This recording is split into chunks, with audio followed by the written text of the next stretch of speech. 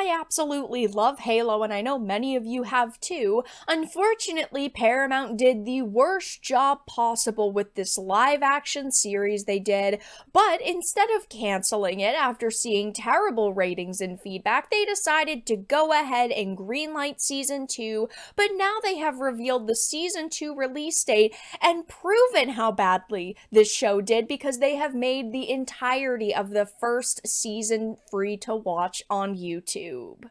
I have a few different things that I want to show off, but before we get into the topic, if you enjoy the content I create, check out the links in the description, follow me on social media, and consider supporting through Patreon or via YouTube memberships.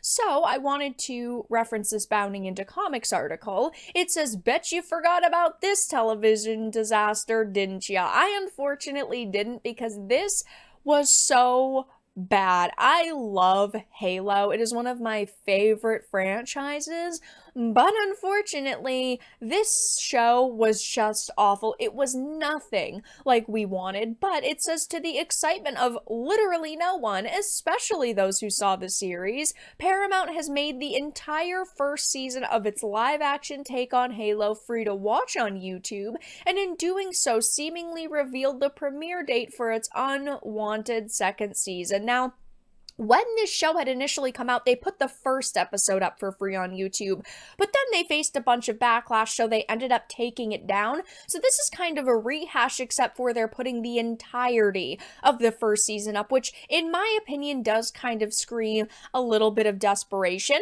Now, of course, Paramount has done this before, where they try to release previously released content for a season or a series and try to get people excited, right? Like, oh, if it's a mid-season break, they will release the last episode before they went on break to try to get people excited and maybe a little bit invested in their series. But when it comes to this Halo show, literally nobody asked for season 2. They shouldn't have even greenlit the season 1, judging by how much of a disaster it was, and it really did not garner any positive attention. But they decided to go forward, do a season 2, which definitely was not the right move in my opinion, but seemingly made available exclusively to American viewers. Testing via VPN confirms the series is unavailable to watch in Canada, UK, and Japan. But now that they have put it up, people are destroying them over it. This is the first episode, Halo the series premiere, full episode, Paramount Plus's YouTube channel, which has over 1 million subscribers, and it's barely got 13,000 views. It's not being negatively ratioed, but it's very quickly approaching.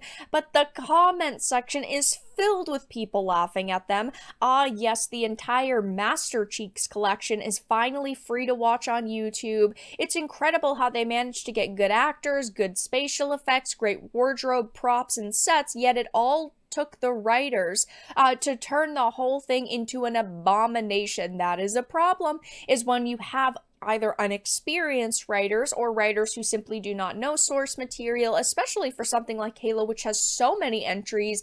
It's very easy for them to get it wrong, and I can accept a few minor differences from the source material, right? I don't expect anything to be a complete one-to-one, but they did like the worst job possible.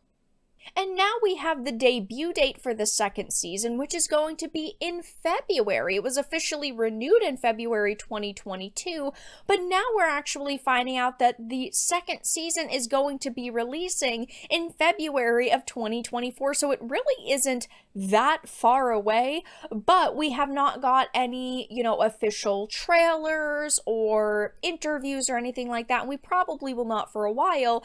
But I've got to be honest, I do not think I could expect anything good to come out of this second season, because they would have had to completely scrap the first one, and that's not what's happening here. I mean, no one wanted them to completely change Master Chief's character, have random new characters sex up Master Chief, and then they killed Master Chief, and then they had Cortana wear him as a meat suit. I mean, they did everything wrong that they could have. Unfortunately, they have taken such a beloved series and turned it into, generic sci-fi slop where they are trying to appeal to normies, but there's no way that that's going to happen. And we have seen with things like the Sonic movie, right? And the Super Mario Brothers movie, that when you try to appeal to fans and you try to make content as accurate as possible, not only do you get those individuals,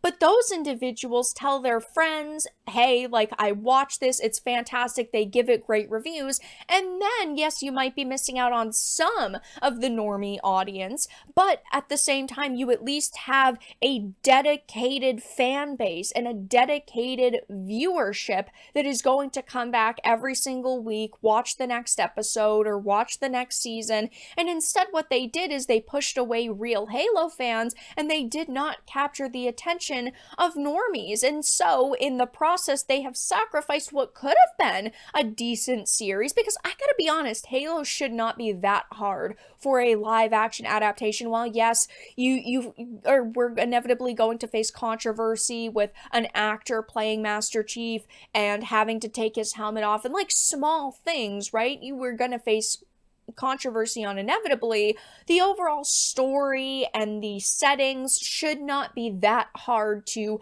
either write or, when it comes to sets, replicate. And yeah, I mean, they just did a god-awful job with this, but we knew from even before the first season release that it was going to be awful. They had promoted their diverse cast over Master Chief in the first official trailer, and then, of course, we had the actor who played Master Chief defending the series' awful writing, saying, I think that subverting expectations is what makes it interesting. No, that's what makes it bad and what makes people not spend the time to watch your god-awful series.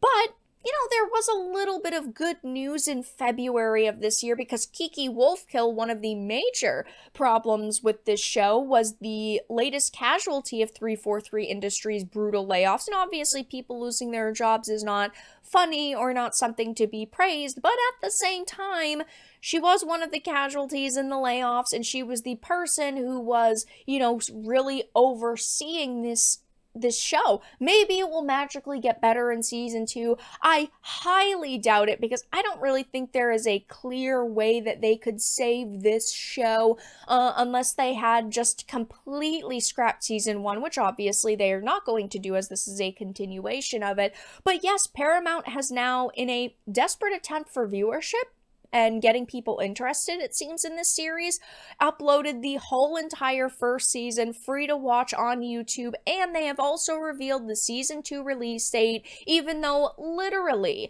nobody asked for it. But that's all that I really had to discuss in this video. Let everyone know your thoughts in the comment section down below. If you enjoyed this and of course found it important and informative, make sure to give it a like, share it, and subscribe to the channel. And of course, if you didn't, make sure to give it a dislike. I appreciate your support either way, but I will talk to you all again in the next video really soon.